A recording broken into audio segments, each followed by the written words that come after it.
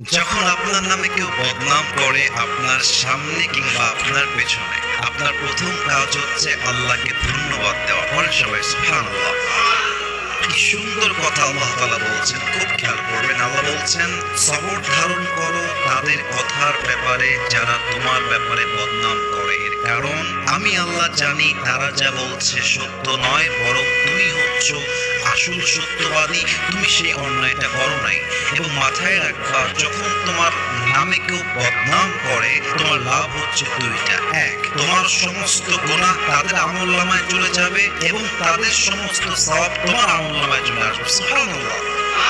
তো যারা বদনাম করবে তাদের জন্য আপনি আফসোস করবেন যে ইস রে, আমার ভাইটা বুঝে না, আল্লাহ আমার ভাইকে তুমি হেদায়েত দান করো। কিন্তু মানুষের বদনামের জন্য, অন্যের চরিত্র নষ্ট হওয়ার জন্য নিজের চরিত্র নষ্ট করা, এটা বোকামি ছাড়া